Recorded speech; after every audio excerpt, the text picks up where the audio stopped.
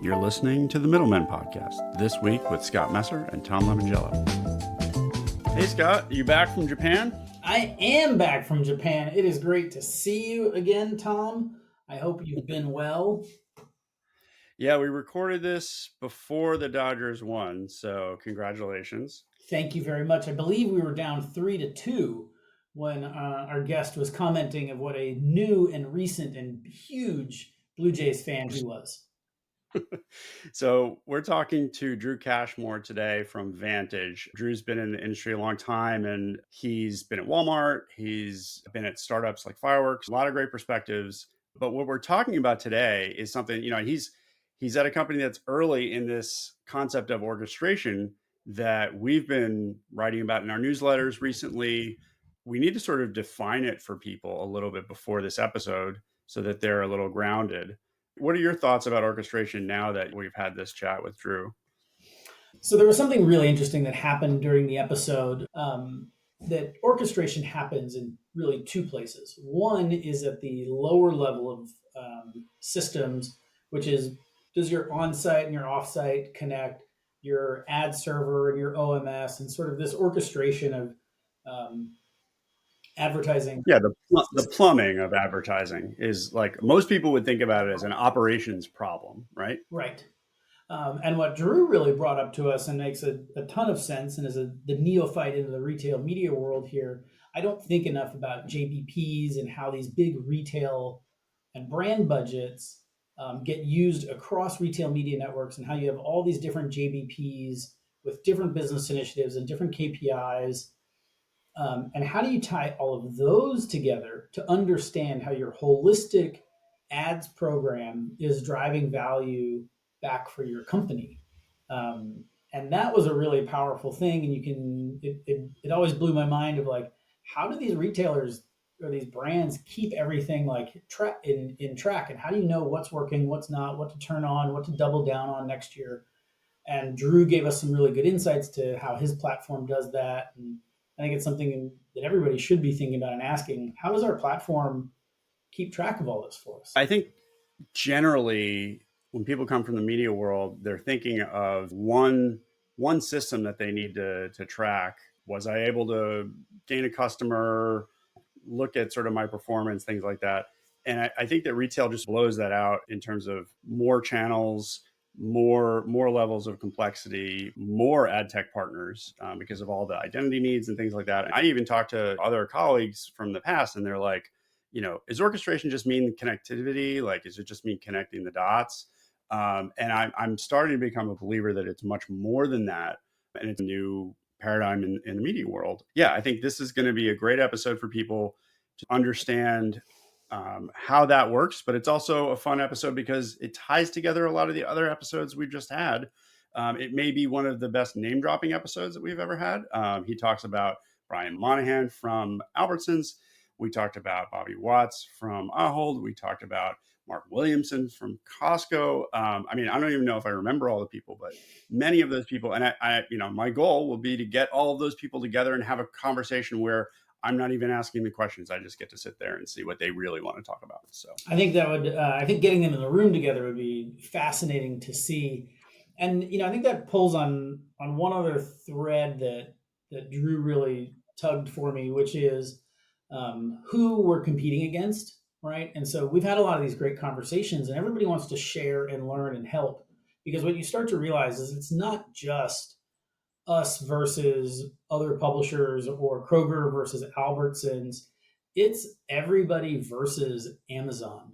And and in the digital publisher world, it's everybody versus Facebook and Google. And so the whole point of collaborating here and making better products is so that we deliver outcomes that do better than our competitors. And as you'll hear Drew say, and it comes from his article, if we don't get our collective acts together, we're going to lose everything to Amazon. And if you're a digital media publisher, you know this story very well. And I would heed those words greatly. So when we talk about performance and outcomes, you better be delivering for your clients. Earlier eras of the web were about easy buttons. There's a lot more buttons, and the greater goal is omnichannel. So it's going to have to be complex. So let's get to the discussion with Drew. We are here with Drew Cashmore. Drew is a friend. We met up at Shop Talk Spring, and we just weren't really ready for him yet. He's talking at a high level of orchestration. He had a great post on LinkedIn recently about trade versus retail media. So we're going to get into it with him. But let's hear a little bit about you, because you started at Walmart Connect in Canada. Does that mean you're in the area where the Blue Jays might be? Tell us about where you're from. I'm from Toronto. I lived in San Francisco for about 5 years, back in Toronto now. In fairness, I love the Blue Jays. I'm really excited about the last couple of weeks. I just found out what baseball was a week ago, so it's not. Okay, all right. So I'm Yeah, not pitting you against our Dodger fan here, Scott Messer, who watched all No, 18 the innings. gauntlet has been thrown. I challenge accepted. We are here for it. It's 3-2 right now for if you want to know where we're at in the series where we're recording. But you guys are a really nice team, and I think you're very good. I appreciate that. Should we record this as if we know what's going to happen? Let's make a prediction. I like to make I have predictions no about idea. ad tech, but sports is There not you go. my. Let's say I'm not allowed to make predictions about sports. All right, we'll rein it in. But I was saying that you were part of Walmart Connect Canada. You went to Firework, which was an interesting play on vertical video for retailers. So we are interested in hearing your predictions. So tell us about sort of how you got to where you are at Vantage now and as a consultant, and let's get into it.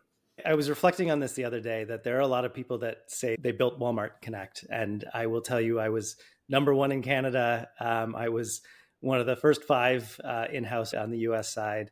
I started in 2009 at Walmart Canada to build a small advertising business to offset the cost of e-commerce. Walmart had decided that they needed to play a much stronger role in e-commerce around the world beyond just the US market, but they weren't willing to fund that. And so advertising became the catalyst for investment in ancillary services within the retailer. Over a 7 or 8 year period, it became a true omni-channel proposition, the largest retail media business in the Canadian market at the time. And then in 2017, I was asked to move to San Francisco as part of the initial leadership team for Walmart Connect. I took that from zero with some incredible partners. They're about $2 billion. That journey took the phenomenal foundation that people like Brian Monahan and Nikhil Raj and Neil Murphy had built, and took it to the next level. Joined Firework because it was a new emerging concept in the US market around live shopping. And we thought we could take this phenomenal ecosystem of live shopping from the Eastern markets in China and translate that into the US with vertical video. It didn't play out exactly like we wanted it to, but I always had a real desire to get back into the retail media space. And you were starting to see this massive explosion of tech vendors and real obsession with the space and desire to scale it for rest of market. I started consulting in retail media. The CEO of Vantage, Aaron Hamilton, and I were working together on a reimagination of Vantage. And I kept saying to him, I want to build this technology that connects a bunch of disparate systems and tools and creates a unified buying layer. And he kept saying, I've got that, just come here. and so eventually I did. And we've been blowing up ever since. And so it's been a really fun ride there. Yeah. One note on that, Drew. Firework, I thought was a great company. It was a little bit early to the market, and I have a hat from them, and it's one of my favorite hats. I gotta say, I love it. and I'm a We had big good merch. fan of vertical video still, so I'd love to see that come back. Video works. Video drives sales in retail environments. And you could see something like a 12x increase in conversion by just having video on the site. But the challenge for retailers was getting video on the site. And the debate on that and the load time and as it relates to optics of degradation and conversion and so on was too great for them to really want to play with that. But I still believe that there is a lot of room for that space to blow up over time. I appreciate that perspective. Thanks. Yeah, and we don't want to short shrift some of the great experience that you've had. But before we go into like what Vantage is, and I want to talk about orchestration, I think to set that up, it would be good to talk about a LinkedIn post that you wrote recently And you shared specifically an image that I think James Taylor, not the musician, brought up from Forrester, talking about how retail media is eating trade. Kiri Masters linked us into that Zitcha discussion that we had with Troy Townsend. We were saying the reverse, that trade's eating retail media. But whoever's eating whom, we're starting to get a lot of perspectives about there is definitely a need for trade. In your post, you talked about that as sort of defense or the access point or the retailers, posturing as a buyer, say, hey, if you want to get on my shelves, you need to help me with price promotion, or we need to figure out how much of the shelf you're going to have, which is very different from retail media. Why don't you tell us a little bit about your thesis related to that? I think it helps to probably go back to the beginning. So there has been this perpetual debate on whether trade and shopper marketing and retail media are all fungible. And the thesis that we had going into retail media is that we could create technologies and offerings that would allow for an influx of net new dollars into the retail ecosystem, that brands were investing a ton of money in television and the open web and in print and so on, and that we could take those monies and with the strong enough offering in retail, convert those monies into the retail ecosystem.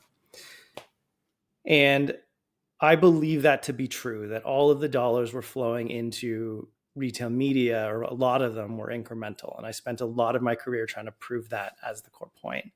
The James Taylor article and the way in which he did the analysis shows that for the last 10-ish years, as we were scaling out retail media, a significant portion of the dollars, about 60% flowing into retail media, were actually just a migration of trade. Moving forward, a significant amount of the dollars that are going to go into retail media are not actually net new dollars, are not incremental, but are also coming from trade, about, I think, 70%. 60-70% of all dollars that are moving into retail media are actually just moving around within the retailer versus net new into that ecosystem. Now, I surmise there's a couple of reasons for that. If you go back to the beginning of what trade was a way for retailers that are selling multiple brands in their box to capture funds, to invest in reduction in price, to invest in new stores and innovation. And so trade was funding from suppliers to help grow the collective categories within that retailer. And then you moved into shopper marketing, and this was brands really focusing on driving their individual growth within that retailer. And so focusing on driving sales, using marketing dollars to drive sales within that retailer. Yeah, and I'll stop you there just so that Yeah. you don't have to go on the entire historical journey in one shot. But I appreciate that you're doing it, because I think it's something that people haven't really heard, especially if you're coming from the media side of the world. What's interesting to me is, if I oversimplified what you were talking about, and you talked about this as well, like the miscalculation of trade is that shopper broke off. And is there an easy way to think of shopper as almost, it's the signage, it's the stickers on the floor, the wobblers and things like that. So Yep. I think where the challenge comes up is that as retail media comes in and is like, hey, this is a measurable medium that looks at performance, trade could be, if you put a QR code on a sign, all of a sudden you can start measuring it, or you could put cameras in the store and see where people are. That whole measurement is scaring some retailers, and they don't want to do that yet. But if you more cleanly separated like signage from price, then maybe, the retail media gets a little bit bigger, and that's the eating part maybe, but it can live together, where these two goals of getting access to the shelves and funding price promotion versus getting people to know what that product is, and potentially, getting to a place where Amazon doesn't have this insane advantage of reviews and other things like that the store doesn't have. Is that sort of the future that you would see? I see dollars moving into retail media or before that shopper marketing, because Amazon and Walmart and a few others have created mutually beneficial value that is driving the growth of individual brands. And that is not necessarily always true for trade, or much less quantifiable. So brands are looking for and getting smarter about how they buy and how they invest, not only with individual retailers, but where they invest in packaging and where they invest in in broader marketing, where they invest in retail media, all as a whole. But they're getting smarter about where they place their next dollar. And they are looking for quantifiable return on that. And retail media is that much more so than trade. And my core thesis in that article is that these dollars are moving whether we like it or not. And in one vein, you can try to capture those dollars and stop those dollars from moving, like Walmart did in 2015. Or you can embrace this and create mechanisms to be able to collect that shift of dollars and create mutually beneficial value. And in doing so, you're able to keep those dollars contained within that retail environment. So operationally, those dollars, whether they fall out of the bucket, I mean, the discussion of Walmart trying to just kill trade in one shot in 2015 was super interesting. It's like the perfect experiment. If anybody wants to read the article, there's actually Mark Williamson and Bobby Watts are all talking about what this was like in the industry, and it was earth shattering. If we look at it from this perspective of what do you do to make sure that you don't have a leaky bucket? Do you sort of merge the discussions? We just had Brian Monahan on, actually, and I didn't realize that you worked with him when you were at Walmart, but that makes a ton of sense. He was talking about specifically how retail media today is allocated, not planned.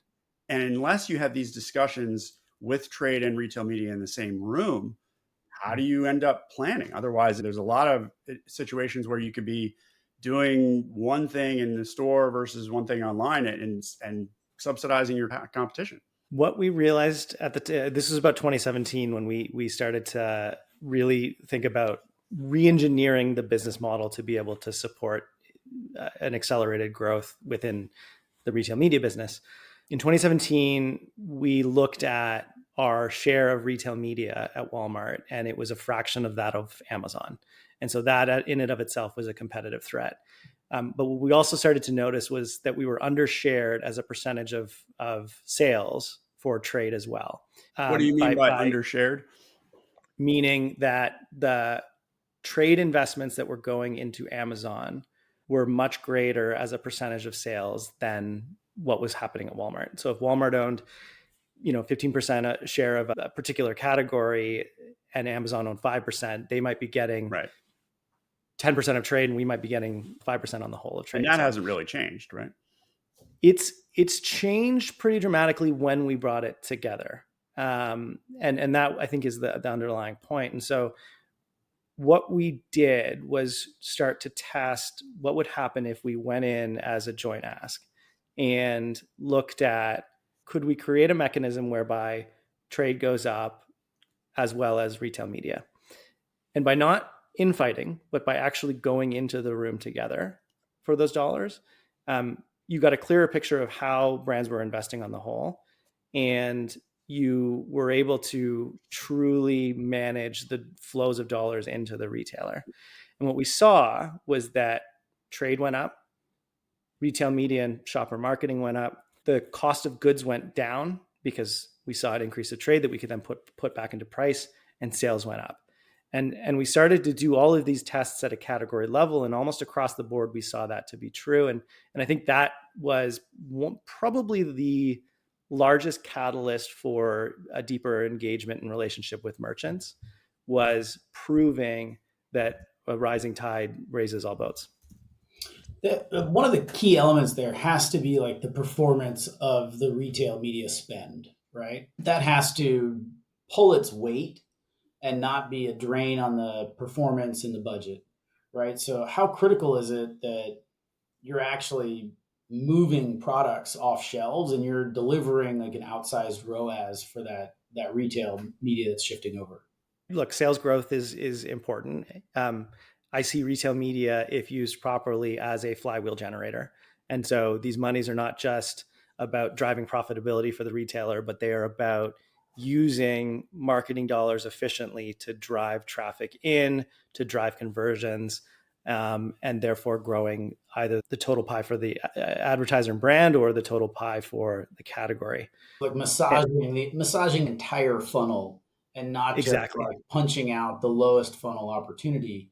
Which we know. I think CVS has some data to suggest that doing 2 channels is something like 10x as effective as doing 1 channel. I'm misquoting this, but I've seen this in some of the data for some of our partners as well. If you're using this as a baseline on-site and off-site, it actually goes way further than just doing a single channel buy at a tactical level. Right. So yes, I think showing growth overall drives retail media growth, but inadvertently it also drives trade growth, because if you're seeing growth in category, if you're seeing growth in sales, you're going to naturally invest more in trade. And so it does both. So if Walmart or CVS is spending a lot of money across the entire funnel, targeting very good audiences and driving more sales, does a brand then have to instruct their agency to sort of clear a lane for it? Does it take performance dollars away from the agencies if they ever were there? How does it shift from the agency side? You're moving more players into the same channel. So how do you avoid that conflict? I see diverging roles for agencies in this space right now. And I like how Brian Monahan in your previous podcast talked about this, and everybody should go back and listen. But from my perspective, there are two camps here. One is agencies working to normalize retail media against other channels such that it's easier for them to buy. Trying to push retail media businesses into the programmatic space, trying to reduce CPMs and normalize that against stuff outside of a shopping environment, and then trying to create measurement that is consistent across both transactional environments and not. And then I also see agencies standing up support engines for retail media. And that one to me is a much more necessary beast at this point. Retail media today, and likely for the foreseeable future, is going to be really hard to buy. It is a highly valuable thing for advertisers to be in the place where people are actually buying their products. But it is complicated, and we're working through ways of finding efficiencies in that and connecting different pieces of the architecture. But on the whole, retail media is fragmented.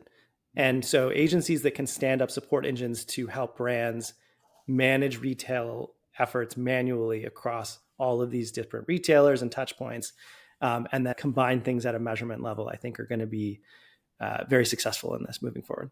That's a great point. I think you're right. It's the support engine is largely like that measurement level. If the agency really owns like your holistic KPI and that measurement layer, like you have to be funneling all of that back to them. Yeah, exactly. There's a great parallel in here to the digital media world and something that you said in your article, that like if you're not actively thinking about creating mutually beneficial value for the collection of trade or retail media, you will lose to Amazon almost every time. In the digital web and publishing world, it's not New York Times versus Wall Street Journal. It's everybody versus Google and Facebook.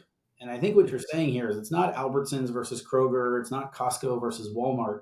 It's really everybody versus Amazon. And to go further on that, like if you don't build efficient systems that can deliver the value across the entire chain that Amazon can promise, or from the web that just buying Facebook can promise, or just buying AdWords, AdSense campaigns can deliver, that money is going to move, and it's going to move past you. So we really have to think about the problems that fragmentation in retail media are creating. And like if it becomes difficult, they're simply just going to put their money in other places. Like I got a long spiel on that one. My other work about how the open web didn't grow and the rest of the web did, but yeah. It is already difficult, but the expectations are getting greater. And so I think brands have put up with it to this point, whilst spending 85% of their investments in Amazon and Walmart. So they put up with it to an extent, but not at scale. But I agree with you. I think to move forward across all of rest of market, we need to make it easier and more appealing to buy, and easier and more efficient to operate. And when you can do those two things, it allows rest of market to accelerate. I think that's a good segue into like, how do you build systems that drive performance, and you start coordinating across these pieces? Because you don't just have like a website, right? You have like many stores and many retail places and many channels. One would almost say that you have to orchestrate things across them. So I think for our listeners, like what is an orchestration layer? Let's start there in a basic level, and then we'll get into like how orchestration works and where we go. I think this term, and I'm really glad you want to talk about this. This term is ill understood and probably being misused on the whole today, as more and more players are starting to adopt it. I see orchestration as both the connectivity between disparate tools and systems into a unified retail media tool for all jobs to be done. So everything from CRM to OMS and order management to campaign creation, buying, planning, optimization, billing and reconciliation, measurement, all in one tool. But I think it does it a disservice on the whole because it's not thinking about the bigger picture of retail media as part of overall retail strategy and operations.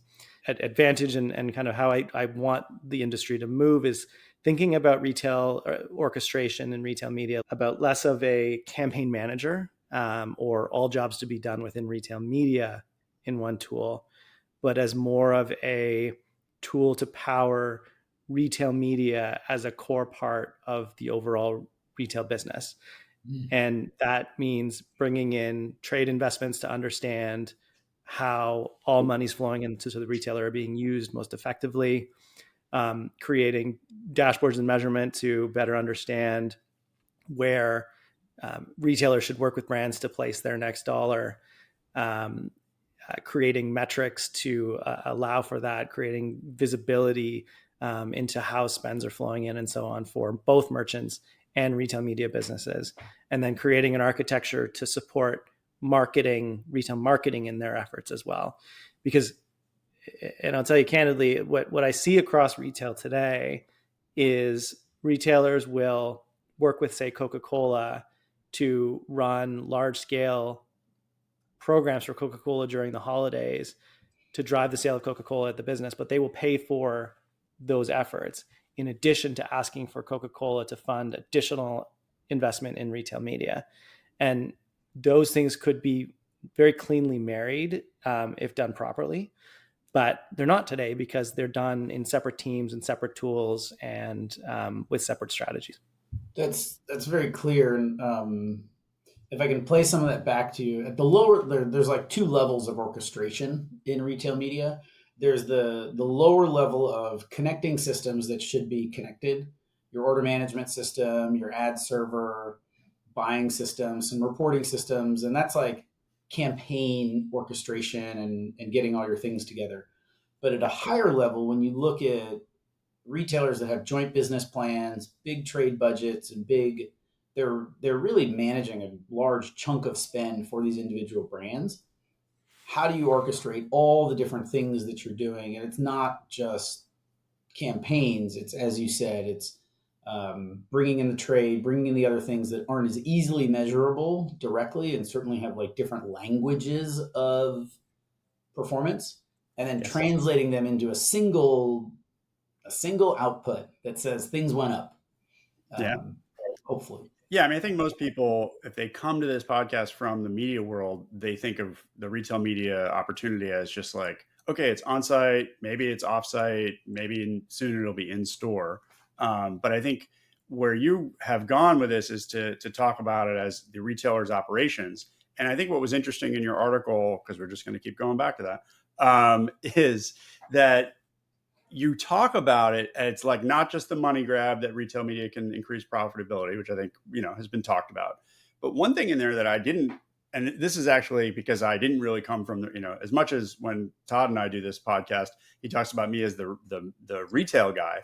I really was a mobile media guy first, whatever. So what I was interested in learning about was, at a retailer, you were talking about assortment. And convenience is interesting, but like literally like selection. So how do you see like media and trade working together so that it actually improves the experience for the shopper? Because I didn't get as far as understanding this increases selection or this increases assortment. First of all, don't sell yourself short. I think what you did at Quotient, I learned so much from your teams about how this ecosystem actually works. And We had no backstop. Like we were saying that we knew how to do everything, whether it was yeah. so. No, and I mean that truly. And I think that maybe I can answer your question by talking about that moment in time. The store ecosystem or the infrastructure to support advertising at store exists at scale and has for many, many years. The ecosystem to support sampling and couponing and all of these things on the periphery of retail has existed for many, many years. And what retail media businesses traditionally do is come in and say, A, this is a digital first proposition. So I'm going to sell you search ads and display ads on a website.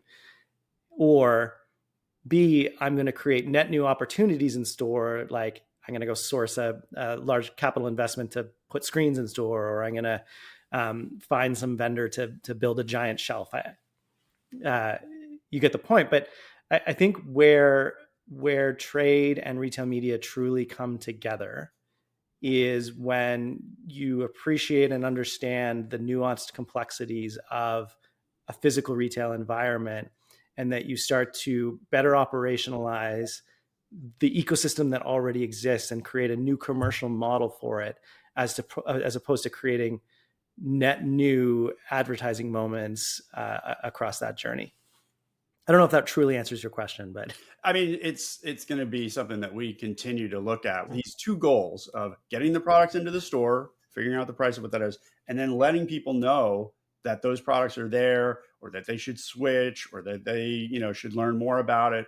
And it's just generally like you could broaden it to all media. And that's why I think a lot of people are saying retail media is all media. You can go crazy with that. And I think where Scott's point about how do the agencies get involved? If they don't get to be involved, that money won't go there. So as much as we think it could be there, it needs to be easy enough where they can play the game. I think just to add to this point, and I don't mean to keep going back to Brian Monahan, but he said something really interesting lately, that is his obsession with making sure that retail media also works to drive category growth.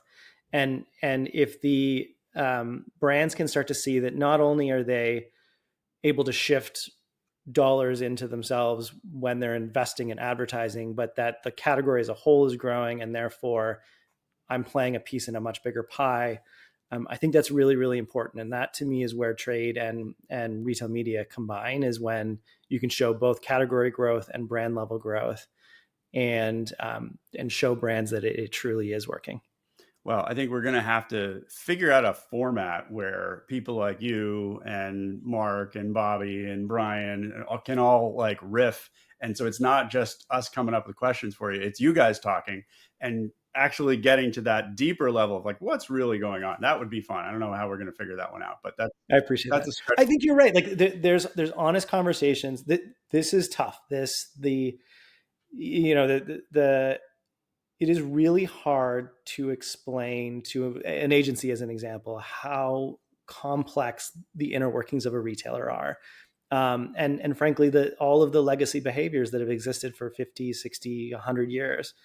And I think you're right. Like I would love for more voices to just have honest conversations about some of the struggles they're going through in this build still today. There was do it. You do it. More conversations. Speaking of one, I wanted to bring up one that I heard at Advertising Week, and I was listening to Delta and Uber on a live ramp panel, and they were both talking about how they didn't see commerce media as driving transactional value, but they saw it as deepening their customer experience, and that they were bringing things to their customers that are enabled by advertising or through advertising to solve problems for them. And that drove a long-lasting lift in sales and like engagement with the brand. So an example might be that Delta enabled their Wi-Fi sync, right? And so you can get like Wi-Fi and YouTube and all these things, and like it's going to come with a couple ads. Or Uber saying that like when you're on your way home, we're going to help you order a meal so that you get your food right as you step out of the Uber at your house, but it's going to come with a few ads.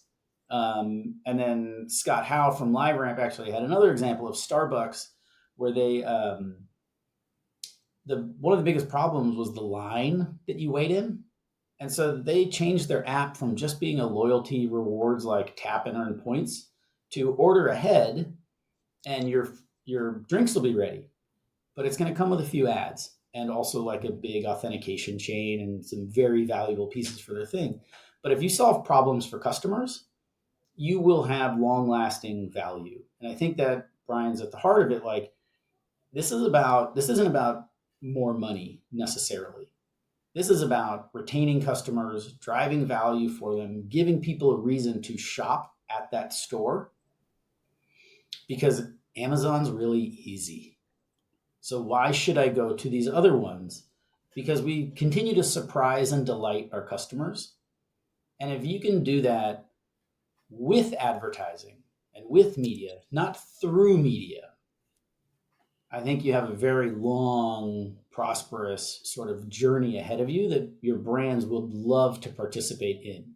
I think there's a little bit of a dichotomy in what you're saying. On one hand, you're saying we're going to give you free Wi-Fi on the plane, but you're going to get some ads for that. And on the other, you're saying let's use advertising to drive real value and experiences for the customer. And I think that your latter is probably the right way to think about it. Is we are getting advertising back to a place of joy and of creating real value and maybe reducing the costs for the customer in an experience or providing them with some unique asset or something like that. I don't know. I think a yes and here is kind of like one of the reasons I got excited about retail media and why I joined that.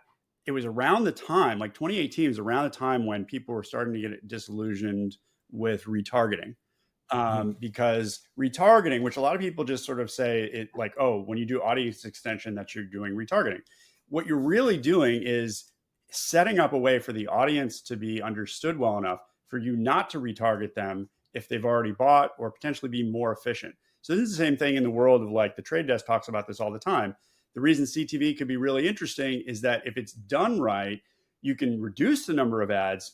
Maybe you have to charge more for them or whatever, but they're more relevant. You have more space to do more things.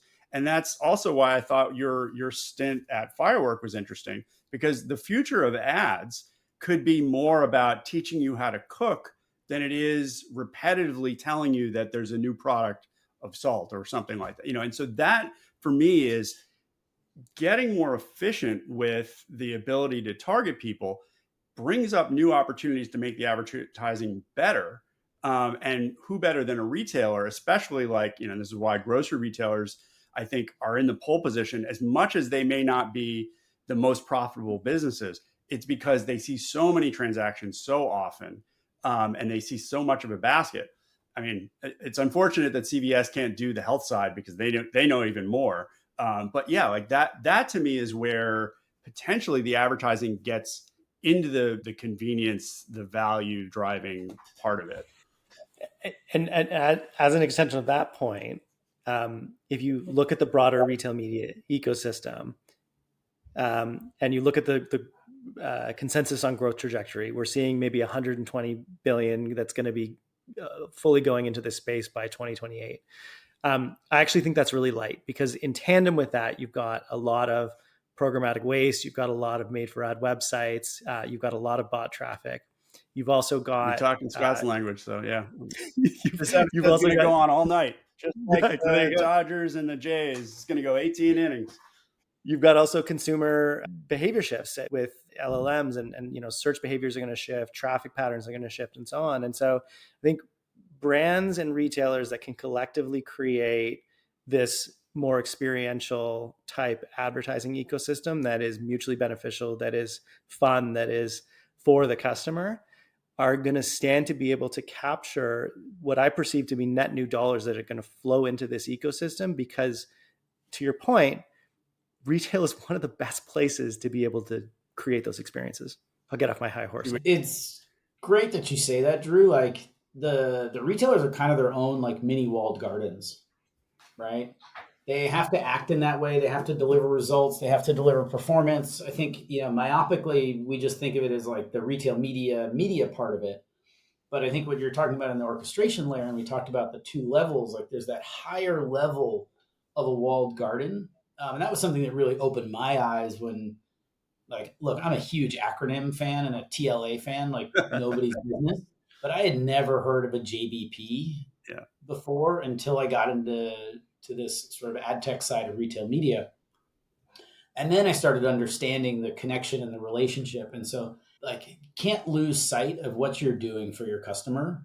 And if the left hand isn't talking to the right hand, there's no way that you can beat a highly coordinated juggernaut.